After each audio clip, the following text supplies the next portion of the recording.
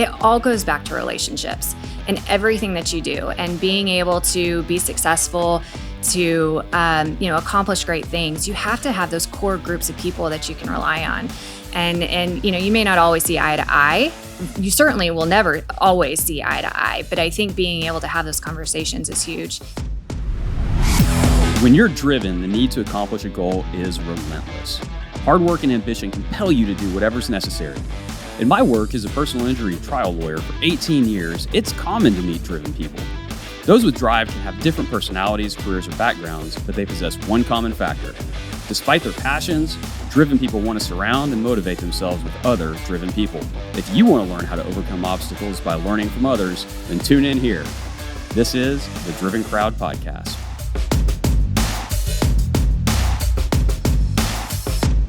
Thank you for tuning into episode 29 of the Driven Crowd Podcast, fueled by Snellings Law. I'm your host, Scott Snellings. Our guest today is the Community Relations Lead for PGA of America, the world's largest sports organizations.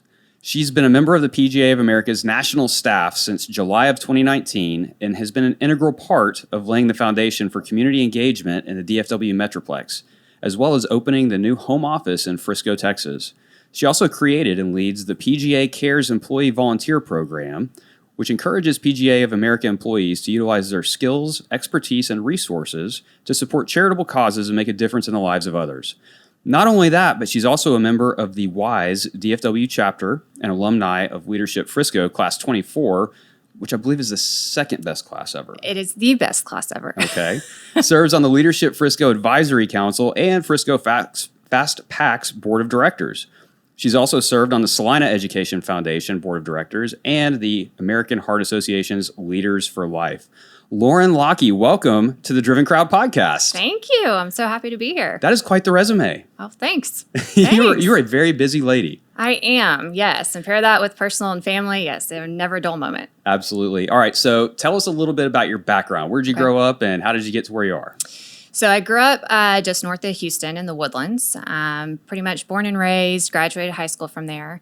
Graduated high school early, semester early. Was done with everything, didn't see a reason to stay. So went ahead and went off to college, went to St. Edward's University in Austin. Graduated early and moved back to the Houston area. My mom was still there at the time. And pretty soon after, started working for the city of Houston. Got my foot in the door working for elected officials, for city council members. Quite honestly, I had no idea what I was doing at the time or what I was getting into. I had majored in communication and specialized in PR. And so I always thought that I would go and work for a PR firm where I interned. I had 3 really wonderful internships in PR firms and Texas Monthly, and I thought that was the path that I was going to go, but God had a different plan. So I started working for the city of Houston and worked for a council member. At that time, worked for him for about 2.5 years or so. During the time, I met my husband, who is in Austin. So naturally, I moved back to Austin to be closer to him and got a job in the governor's office in the Texas Tourism Division, and really started out, I was a marketing specialist, really didn't have a whole lot of background in that particular industry. Knew a little bit from working for the city and the importance of hot taxes and the tourism industry as a whole. But really learned the importance and the magnitude of that industry. And then I really was working with like the meeting side of it. And so attracting meetings and meeting planners to Texas, all across Texas, and working with local CVBs and our partners across the state to really elevate Texas as the place to bring your business and to have your conferences, meetings, events, that sort of thing. While I was there, I got a call to go back to Houston to work for another city council member who was taking the last year of my previous boss's term. He chose to run for something else. So I get this unexpected call one day and, really didn't know how to react to it, but went ahead and moved back to Houston. Shortly thereafter, became chief of staff, not too long after that. It was a really unique council district, too. It was one I was already familiar with. It was about 60 miles wide and covered Kingwood, if you're familiar with Houston at all, but Kingwood to the furthest north part, the Houston Ship Channel, Ellington Fields, there's a joint military base there as well, and then NASA Johnson Space Center. So that is massive territory. Massive. And had the opportunity to learn about so many different industries. I mean, I call myself a jack of all trades. maybe master of none, but jack of all trades, just because I've been able to dabble in kind of all of those different experiences. Stayed there for, several years, learned so much from my previous boss. Didn't really want to leave necessarily, but I had my second kid. I had 2 kids while working for him. And my mom and my stepdad are up here in Salina. And after I had my daughter and went back to work, I was like, I got to be closer to family. I mean, sure. I have to be closer to mom. And so one day we decided, it was already in our plan to move up here before the kids got into kindergarten, but our plan was just a little bit more accelerated. Again, God's plan, not mine. And we moved up here and took a risk, took a leap of faith. My husband was able to transfer with his job and work remotely before remote work even was a thing, really, and really popular. It was before COVID. It was in January of 2017. And, for the first time, I felt like I didn't really have a plan. And this is really weird transition. You have kids, so really weird transition between being a working mom, a full-time parent, dealing with all of that, and just trying to figure out what's going to be best for your family. And so we moved up here and moved close to my parents. And I got my real estate license. I was like, I'm going to have some flexibility. This is going to be awesome. And it just was not necessarily the career I envisioned for myself. And so from there, though, I learned about the PGA of America. And probably more so than I would have other than just general headlines in the news, right? I mean, you had all these realtors that were so excited about all these people moving here or whatnot. And so one day I was online and saw a job posting on Indeed.com and threw my name out there for an executive assistant to our former COO and got my foot in the door. And the rest is history. I was the first in-market hire here for the PGA of America. And so when I started, it was 2 weeks after we opened our temporary office space at Hall Park. There was probably, no lie, probably about 10 of us at the time that were based there in the office. And now we have nearly 180 employees that are here in the Frisco market. Wow. Well, that is quite a work history right there. So let me go back to what made you decide to go into marketing, communications, PR, in terms of like majoring there? Is that something that you were always called to, or how did you fall into that? No, it really wasn't something I was called to necessarily. My brother was at St. Edward's and he was a comms major, but he took it a different path. He really studied like rhetoric and comm studies, that sort of thing. I knew, though, that I liked to be involved and I liked to be in the know and I liked to be, in the know with pop culture and planning events and that sort of thing. And so, and I had read a book, I can't even remember what it was about now, but a fictional book about some girl that had worked for a PR agency in New York. And so I was like, oh, that sounds like a lot of fun. And so I took an introductory class at St. Edward's, a PR class. I actually took, if this tells my age, which I don't even know if I like to admit this, I took the very first social media for PR class that was offered at St. Edward's back in like 2006, I think it was. Obviously, we've come a long way, but no, I think just taking that introductory class, I kind of got the bug and, really enjoyed what we were learning and the potential opportunities that there were for careers. Well, you have me beat because my very first my very first email address was my college email. Yeah. And we had the internet, but that was about it. Social media came a significant while later. Yeah. So you get into this marketing and PR, and what aspect of it really grabbed you? Which aspect of it was like, ooh, this is something I could really, really get into? Yeah, so I think it was whenever I had my 2 internships, and you learn so much outside of the classroom. It's one thing to learn to have a textbook or whatnot, but it's not really until I got into these different PR firms where I was like, man, this is really cool. I think the biggest thing was being able, and especially at those 2 places, they really empowered their interns to do a lot and to do a lot of projects and to take ownership of things. And while working for a client, I think the diversity of different clients too, that somebody's able to work on at any given time, those that they really worked with were, entertainment, cultural, food, restaurant type places. And so they were kind of fun places too. Right, yeah. And so, again, I think it was just the diversity of being able to work with a variety of different clients, industries. No day's ever the same. And I think that that's really what I really, really enjoyed. No day's ever the same. Being able to get out of the office, and interacting and being able to pitch stories or tell a story on behalf of a client, I just thought was really neat. And again, it has everything to do with the two different experiences I had at those two different agencies. Two very different. One, like I said, was the cultural side of things, entertainment, restaurants, that sort of thing. And then the other really focused on, policy. And they did some work with the Capitol and some of those organizations. And so looking back now, and all of this is what I find so interesting, and I tell so many people, every single one of my jobs that I have had have been connected in one way or the other. Unknowingly at the time, right? But looking back, I've been able to draw on so many of those different experiences, even those internship experiences now in my current job, or going to work for city government, or, now with PGA, understanding that public-private partnership. And I think that's one of the reasons why I was hired, is because I did have that background and I did understand the importance of interacting and updating our key stakeholders and understanding what that means to a city, what that means to economic development or impact. And so it's been fascinating to me to look back on at certain times, or something will happen, or somebody like Jason Ford at the EDC, for example. Right.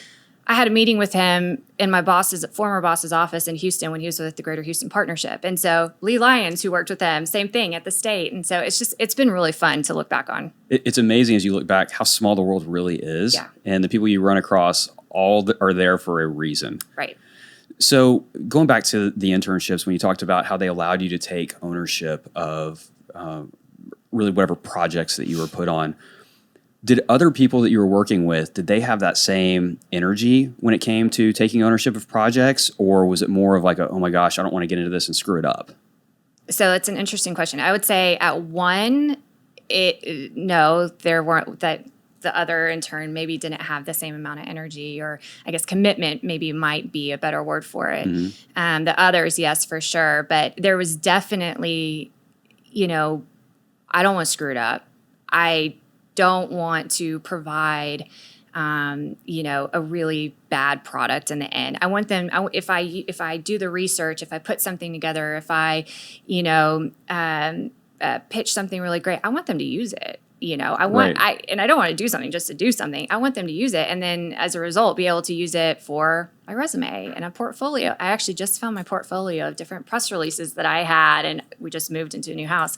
So looking back on it, it was fun. But yeah, I mean, there was definitely something to take ownership in your work, I think is really important, no matter if you're a student, an intern, or a full-time employee somewhere.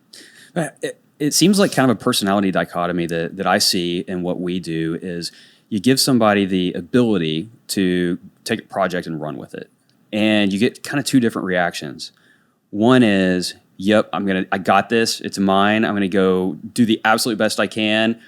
And yeah, I don't want to mess it up, obviously, but I'm not scared to mess it up. Mm-hmm. Because if I do, then hey, you're going to correct me, I'm going to learn. Right. And then there's the other, it's almost like the parable of the talents, right? Yeah. The one guy gets all the money and he goes and he doubles it. And he could have done poorly and really messed things up and been in a lot of trouble. And then you have the third guy who just buries it because he's scared of what could happen, the bad stuff. And then you have the others that are like that last recipient of the talents, and they're so scared, they don't want to mess it up, that they just don't do anything with it. Yeah. And they almost defer, or they continue to ask questions and never actually get started. Right. Do you see that in your career as well? I have, for sure. I mean, just depending, all across. I mean, when you have an organization full of all different personalities, all different work types, right? You're inevitably going to find those people, right? You're going to work with those people. You're going to have them in group projects. We have all had those people in our group projects, right? And that's in school and that's in work, but it's just knowing how to work with those people, I think, is really important, and how to pull out their strengths. They may not take total ownership, but try to have them contribute to it. There's different ways that you can pull that out of them. One of the other threads, as you were talking, that I was noticing is each one of your jobs, you're a storyteller, right? That is kind of a central theme in what you do, especially as PR, right? Mm-hmm. That's what you're doing, is you're framing stories that are interesting, that are compelling. So as you look at different situations, and especially the bad situations, how do you frame that up in your head and find kind of the right angle to tell the story from? And what are you looking for to create that compelling story?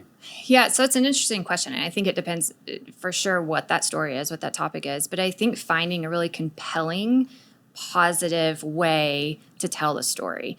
I mean, you can, there's ways that you can spin something, negative into something positive. But I think the reader or the audience, whoever it is, they want to know, the positive out of it or what you're doing. I'll, for example, like at city council, there were so many times we had town halls and I would write the script from my boss, and oftentimes 90% of the time you would get off script. However, you really have to focus on your wins and your successes and what you're doing, or how you're responding even. It may not be the preferred outcome necessarily, but at least you're responding to it and you're listening, you're telling that story.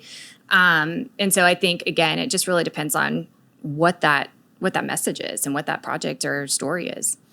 Yeah, one of my favorite things to do when crafting a story is, hey, where can you be human, right? Especially on the negative stuff. Yeah. The easiest thing to do on the negative, hey, own it. Yeah. Hey, you know what? This didn't go according to plan, but here's what we learned from that, and here's how we're going to go forward and do better. Right. And it's amazing to me how many times you can avoid really bad things if you just start earlier on and just own it. Mm-hmm. You don't have to constantly be perfect. Right. Nobody's perfect. Everybody knows that nobody's perfect. And a lot of times you get a whole lot more grace if you just own it from the get-go and then move forward from there. I 100% agree. And I will say, too, I think the more upfront you are with that, too, I think the better. And the more positive PR you're going to get, or the more trust you're going to get among your friends, your colleagues, your teams, whoever it is that you're speaking to. You have to be proactive with that message too. I will say one of the things that I learned earlier on in my career is to be proactive with that and that messaging rather than reactive. That is the worst thing that you ever want to do, is to be reactive to something.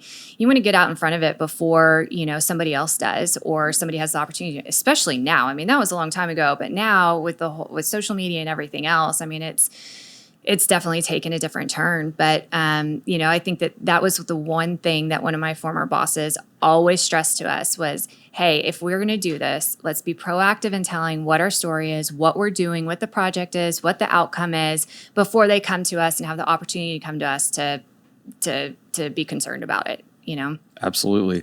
We do the very same thing in my world, right? We get to go first, being the plaintiffs in our jury trials. And during our opening statements, we'll sit there and we'll talk about the bad parts of our case. There is no perfect case. Maybe at some point in history there was, but I have yet to see the perfect case. There's always bruises, and you own them. Right. And by doing that, what you're doing is you're letting them know, hey, this is what you're going to see. It's not as bad as the other side's going to make it look, but this is exactly what you're going to see.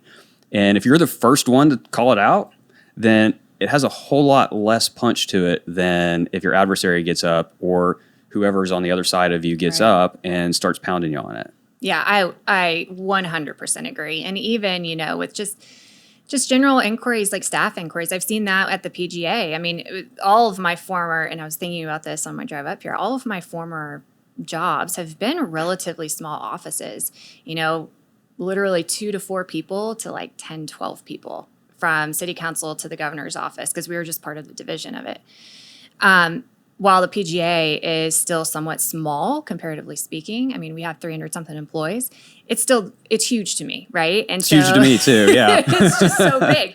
And so, from the get-go, learning how they respond to certain things or listen to employees, that's one thing that I found that they've done pretty well is, being transparent in their messages, allowing different channels for us to voice questions or concerns or whatnot, but them actually responding to it in a proactive way than reactive. Oftentimes, I think, it'll only serve you, it'll serve you so well if you take that approach, and you'll earn trust and accountability among your peers.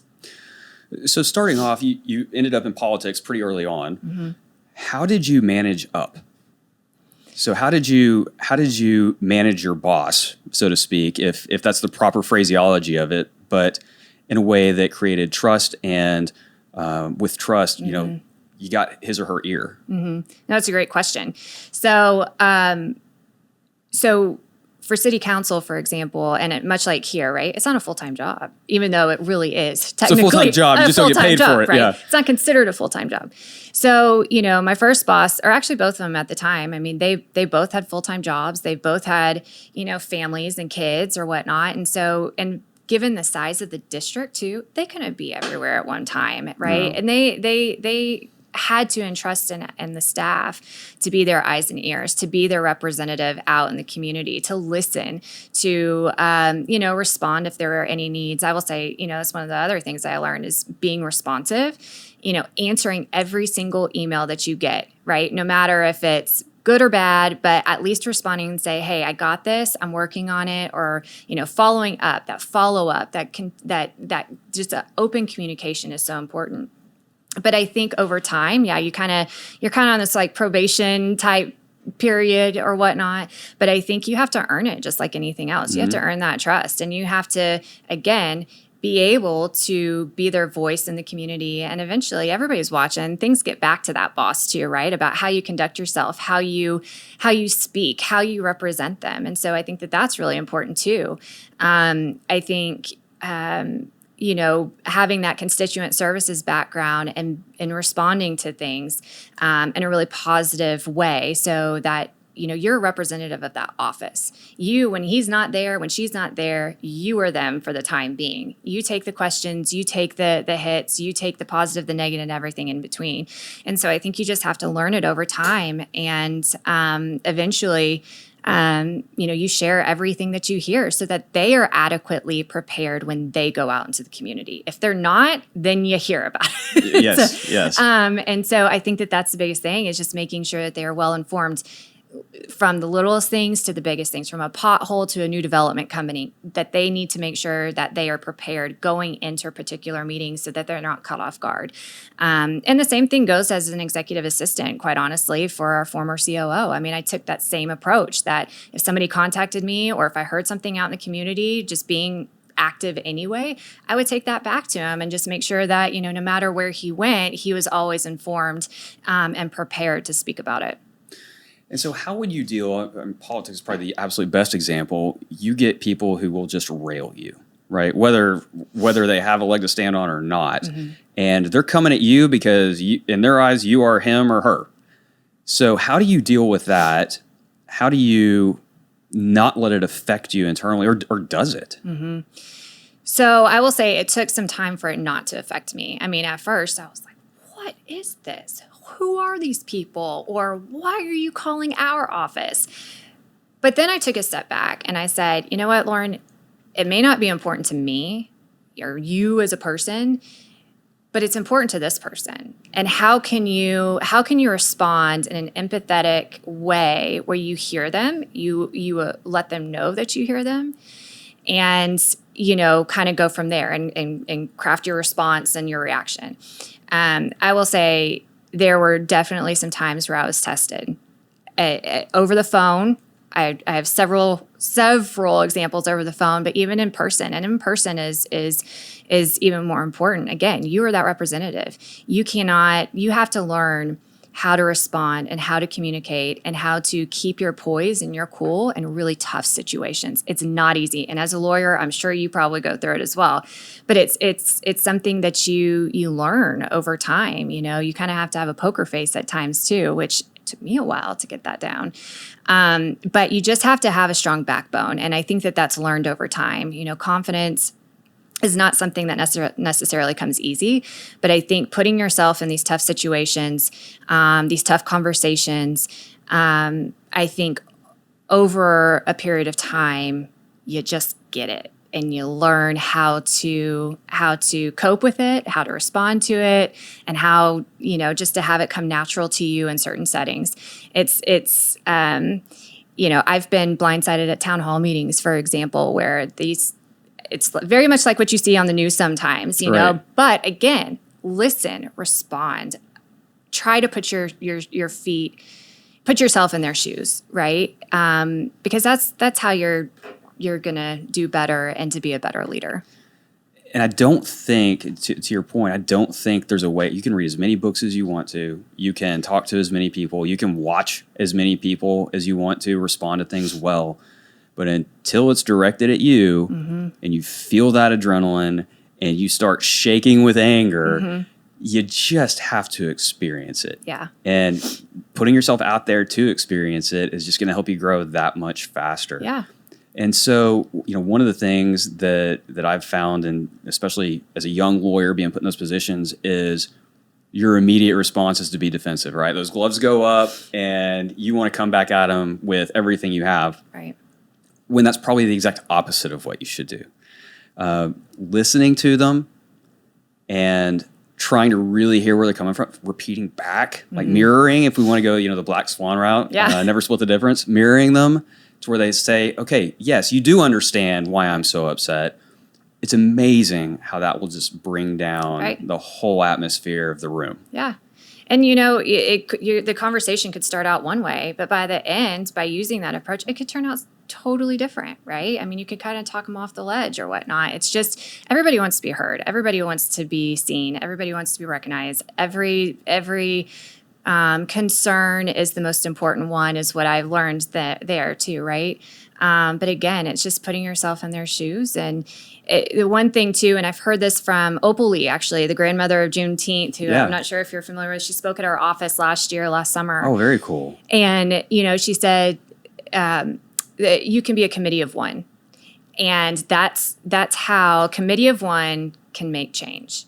And she's a perfect example of that, who never let down, who was passionate and was not going to see it done until she had Juneteenth recognized as a federal holiday and among the country, right? And that the history was known across the country.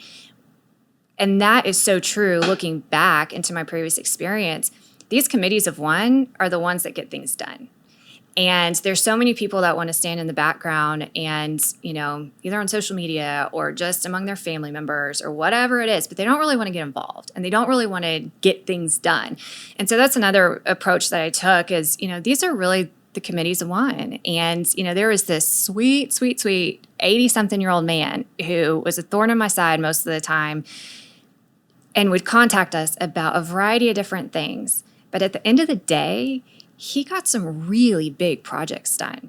And it's those people that we need to step up, that, they're not necessarily going to serve in an elected office, but they need to be a citizen that cares about their community and are willing to be the voice for so many that just either don't want to, don't know how to.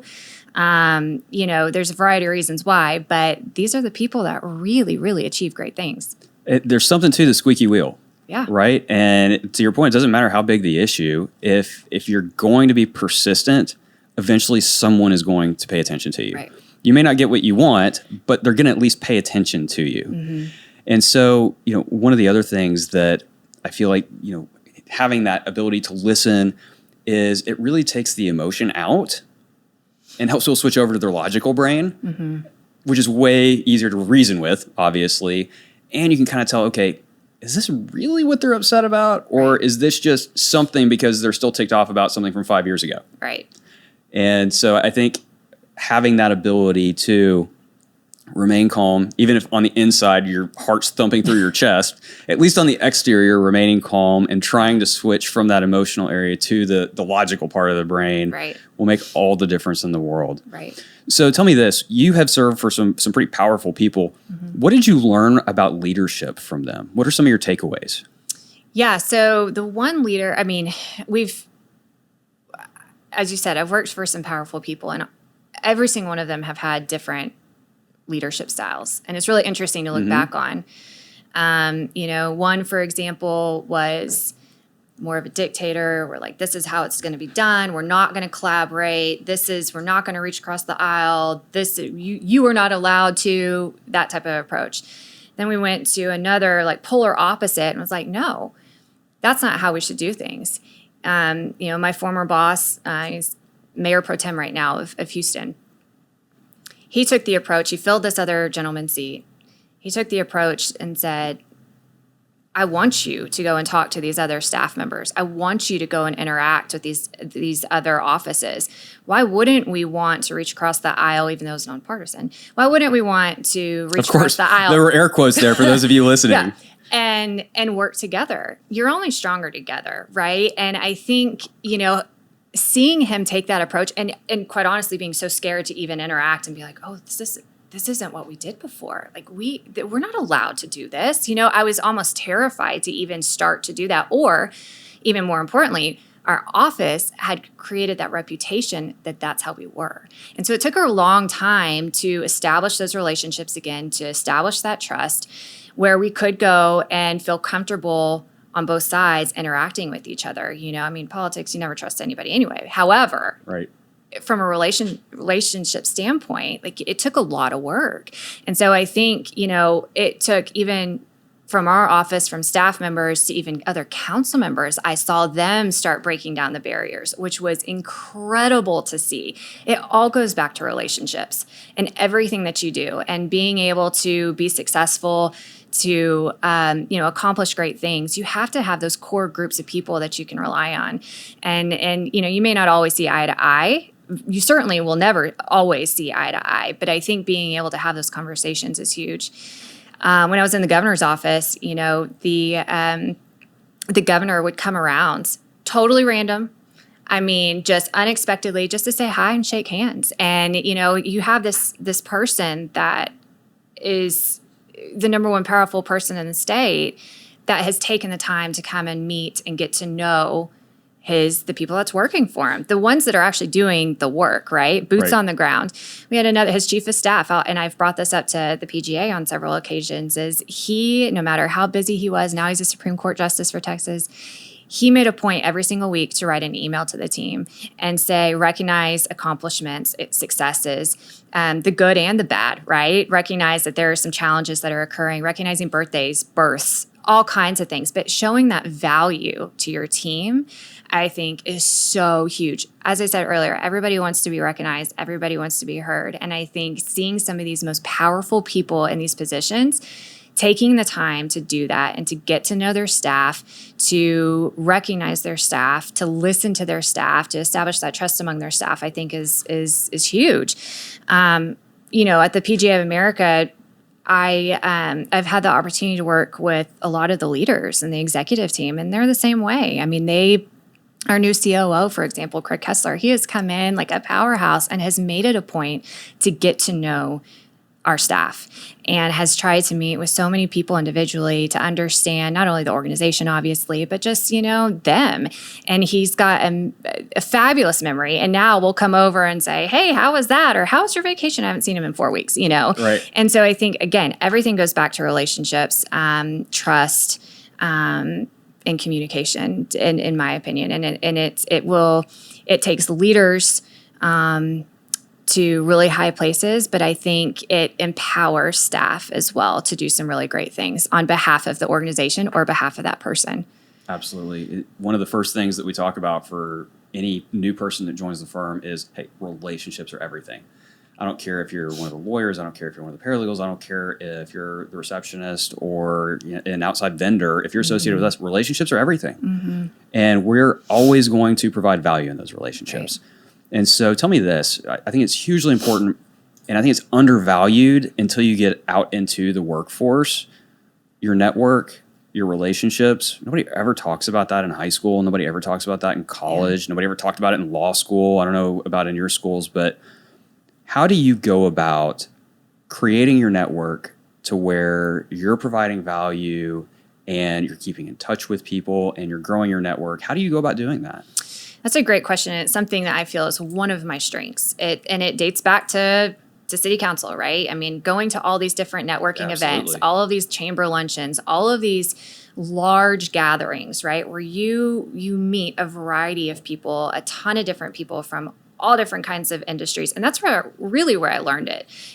Being in that type of position, people wanted to come and talk to me because they needed something, or they wanted to make sure that they wanted to invite the elected official to an event or a speaking engagement or whatnot. And so I think it was there that I really learned the importance of having authentic and genuine conversations, no matter what the people were asking for, really getting to know them outside of just that general ask, like sitting down with them and getting to know them. So then the next time you could see them, you could bring a topic up, right? Family, friends, mutual connections, whatnot, right. Trips. I think it is very, very important as we've gone about, as I've gotten older and as my career has progressed, And I will say, that network originally when I moved up here, that was all in Houston. And so I had to start over from scratch up here. And it was very humbling. It was really hard. And because I knew everybody down there. And I was able to call somebody if I needed something, or not to say they didn't have connections up here, but it was just really different, And so starting from scratch has been really, really interesting. But I have a natural tendency to want to get involved. And I think whenever you have that, it comes easier. It's not easy to go and walk across the room and have a conversation with a total stranger. But I guarantee you that stranger who's standing there by himself is hoping that somebody comes over and talks to him, right? And Absolutely. So I've also practiced that quite a bit. Staying in contact, writing handwritten notes. I am a huge, huge advocate for handwritten notes, thank you notes. I think it makes you stand out above the crowd more so than anybody else, right? If you, Absolutely. that follow-up, that intention, it's just this intentional action, right? That shows that you appreciate that time that you spent together, or, hey, I really learned getting to know you, or getting to know this about you. I think just having those intentional types of interactions, that follow up, that continued communication, or just a text and say, hey, you were on my mind recently, I hope all is well. That will go so far. And from there, it's funny because there's been a couple of people in particular that come to mind, but if you do those things, those people want to invite you into their network, and they want to invite you to meet their individuals within their network. And so that's how it just kind of naturally grows over time. And, you're able to meet some really interesting people that you may either just establish a relationship with and it becomes like a mentorship, or there's business related reasons too, right? Where you can actually take that relationship back to your office and establish a partnership with that person or company. And so it takes practice. It does not come easily to some. I'll use my husband as an example, having to tote him around to all these different events and, chamber galas and sporting events and all that. It doesn't come as easy for some, but it will take you far and wide if you learn how to establish that type of, experience. I have a friend back so whenever I first came out of law school, I worked for a products liability defense firm, and I spent a lot of time in Detroit. Uh-huh. And I met a plaintiff lawyer there. We had some cases against each other, and we just became friends. And to this day, he'll still send me a handwritten note. This is 20 years ago. He'll still send me a handwritten note with like an article about, how the Lions are going to tear apart the Cowboys. Or he'll see something that I posted online or whatever, and he'll cut it out and he'll mail it to me and be like, hey, congratulations on whatever. Right. And to me, like he will always be considered a very close part of my network, even though we don't talk regularly. Mm-hmm. And I guess where I'm going with that is you have a huge network. How do you continue to stay in front of people in a meaningful way, and to where they do remember you if they need something, or they're like, oh, hey, you know what? You should meet Lauren. How do you do that? Obviously, with social media, it's a little easier now because you can kind of stay in front of people a little bit better, but not in a necessarily meaningful way. So do you use technology? Do you have a list? How do you do that? I wish I had a list. I wish I was that more organized. I think one of the biggest things in what I've told even interns or others that have reached out for advice is I show up.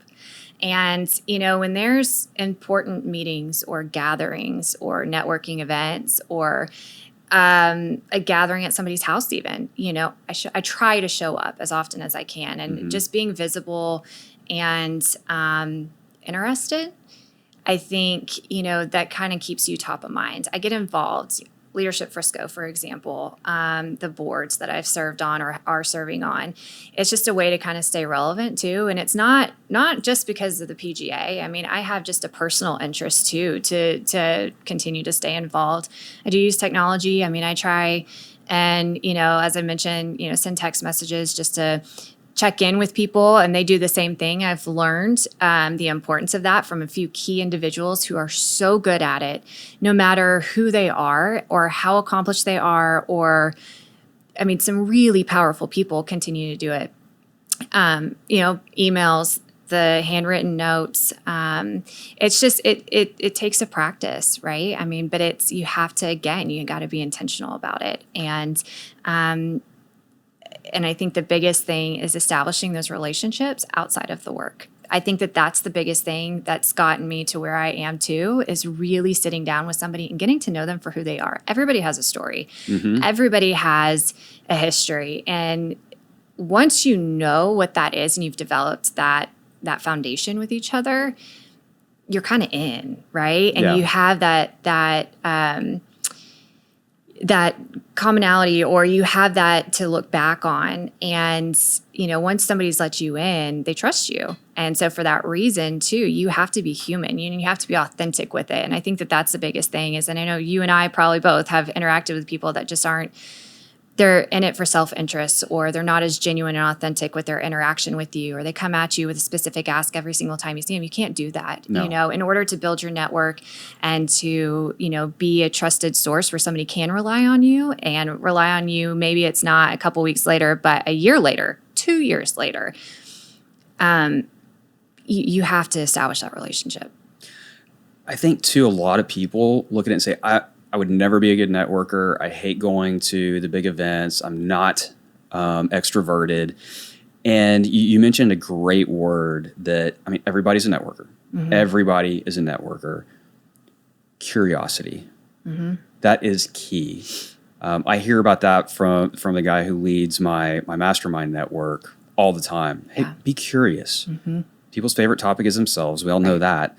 And it's so easy to just have that surface level curiosity where you're kind of looking over their shoulder at the next person to go talk to. That's what you see a lot, especially, from the people who are just in it to try to get business.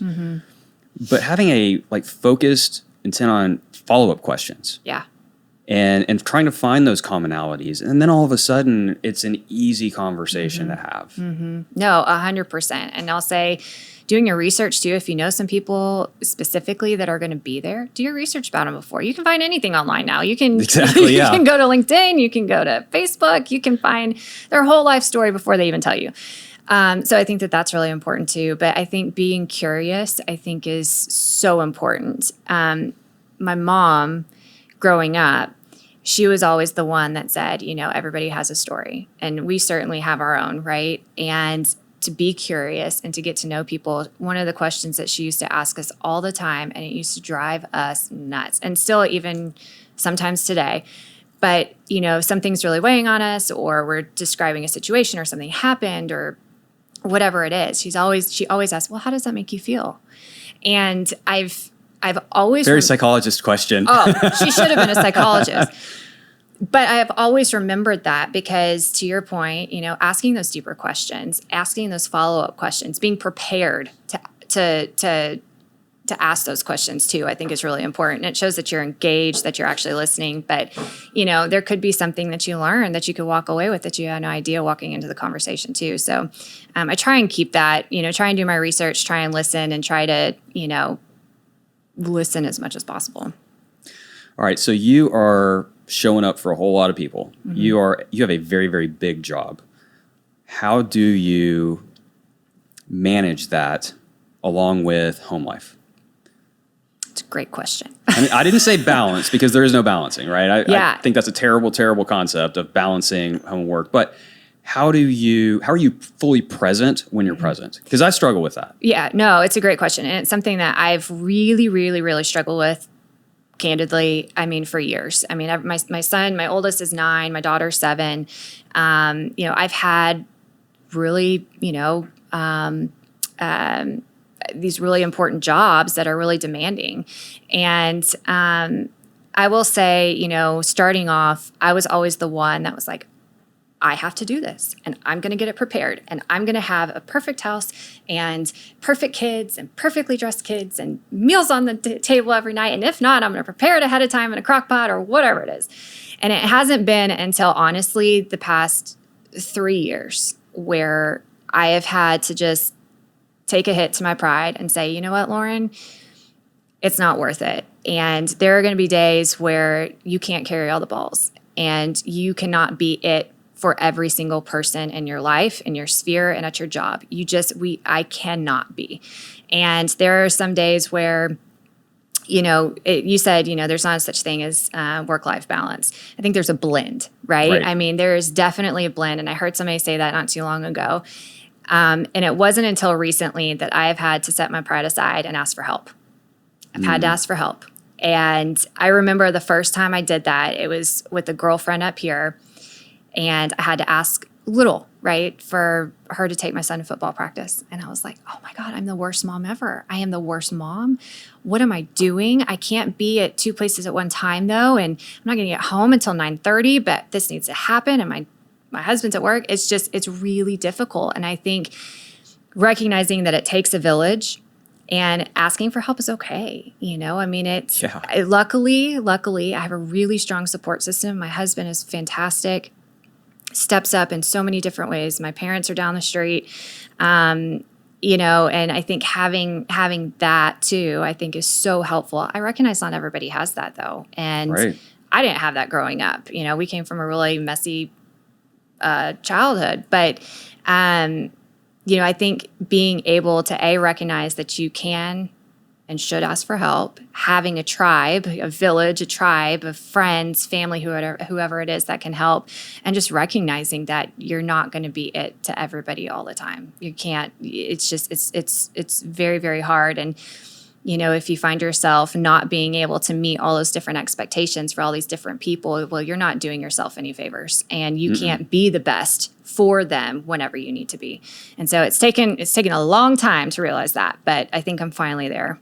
It's a huge ego hit. Yeah. Right. Because we do want to be the absolute best at everything. Mm-hmm. Most people listening to this fall in that same boat. Yeah. And it's really getting over our own egos and being vulnerable with the people that are in our tribe and saying, hey, I need some help, guys. And I have yet to see someone who's vulnerable where their tribe doesn't love stepping up to help. Yeah. And that's the thing too. They love to step up. They will step up. And I think that's the biggest thing, is just becoming comfortable asking, certainly not abusing or taking advantage of it, right? Yes. I think that's a big part of it too. But, everybody needs help. And so vice versa, like we end up helping them when we can. And so it just takes the strong village of people and, great friends and great family that can be your support system. Yeah. And my wife is amazing at that. I need to learn from her. But she's fantastic. And, she has her tribe built because she is so giving. And if two kids are going to the same place, she'll offer to take the other kid and whatnot. And that just permeates throughout with her mom's group that she helps to lead. Mm-hmm. It's amazing. So I could definitely learn a thing or two from her. Yeah. All right, Lauren, we're running a little bit low on time. So tell us about the PGA of America. PGA of America. So we are an association. Pulling back into work, Lauren, here. Yes. Okay, work, Lauren. Your posture changed. Yes. So we are an association of 28,000 PGA professionals. That's a lot. It's a lot. It is a lot, and it's a lot to serve. But from all across the country and quite honestly, internationally, that we represent. And so those professionals, they really work to grow the game. And so they are your directors of golf, your head golf professionals, those in your country clubs, golf clubs, Top Golf, some of the other types of facilities. But they really hope to grow the game. We relocated from Palm Beach Gardens, Florida to Frisco. The deal was announced in 2018. It's a public-private partnership, and we moved into our building April of 22. Celebrated in August, and are so fortunate and blessed to call Frisco home. We have been, just welcomed with open arms from our key stakeholders and partners at PGA Frisco to the community. We are just really blessed to be here in the Lone Star State and be able to offer golf in a really unique, welcoming and inviting way, and quite honestly, untraditional way with what's built out there at PGA Frisco, and absolutely with the hopes to grow the game. And if you're in this area, the Frisco area, and you've not been out to the PGA, you got to go check it out. Even if you've never held a golf club in your life, go check it out. It is a really, really cool area. There's tons of restaurants. There's a gorgeous hotel out there. And there's a 70,000 square foot putting green? Yeah, it's 2-acre putting green, and we like to say it's the largest in the country. It's amazing. It's in Texas, so it has to be the biggest. It's called the dance floor now in Texas. There you go. Yeah. The swing, too, it's a short 10-hole par 3 short course, which is amazing. It's lit. It's open till like 10 o'clock on the weekdays, midnight on the weekend. So, again, some really just cool offerings, trying to make golf a little cooler now too. Very hard when we're sitting here and it's 108 degrees outside in Texas. But however, we do have some indoor offerings such as the Top Golf Lounge and the Ice House and the soon to be open PGA Coaching Center that opens in September too. So there you go. Really, really unique, diverse offerings for the game of golf that you just traditionally have not seen or have available to you. And it's so great that we have that as an amenity here in our backyard. Absolutely. And you guys host tournaments out there as well. You just finished a senior PGA Tour tournament and went off amazingly. So if you're around here, definitely get tickets to that because those are really, really cool. Yeah. All right, Lauren. So as we finish up, top 3 books. Ooh, top 3 books. Leadership development books. Any kind of books. Any books. Okay. The 4 Winds. It's a fictional book. It's amazing. I'm reading right now the Culture Code. Culture Code about how to build successful teams. Lydia Finette, she wrote The Most Powerful Woman in the Room. She's amazing. Really, really enjoyed it. But it's all about really pouring into females and helping them to find their voice, build their confidence. She has a really fascinating background, and she has a podcast now too that I just started listening to. Yeah, awesome. All right. How about podcasts? You listen to podcasts? Podcasts, I need to do better on. Okay. But of you don't have a very long drive. Of course, the Driven Crowd, right? Well, of course, right. No, if anything, my husband always listens to Joe Rogan, so that's the only one that I listen to. But I need to get better. The Lydia Finette one, I have started listening to. All right, so you clearly don't mind the explicit podcast if you're listening to Joe Rogan. On long road trips, it makes it go by faster. It does. We just drove to Taos, New Mexico, and back with the family for the family vacation, and we listened to no podcasts. And it was a very long drive. Yeah. Very long drive. Just music. Okay. Yeah. My 16-year-old was in charge of the playlist. So not even music that I like. Yeah. But all right. Well, Lauren, thank you so much for being here. It's been a pleasure. And thank you everyone for tuning in to the Driven Crowd podcast. If you are in the Frisco area, please go visit the Aussie Grind. They are fantastic. They have amazing coffee, locally sourced. They have amazing food, and Louie and Angie are amazing. They were on a previous podcast, so go check them out and listen to their Aussie accents. And we will see you next time on the Driven Crowd podcast.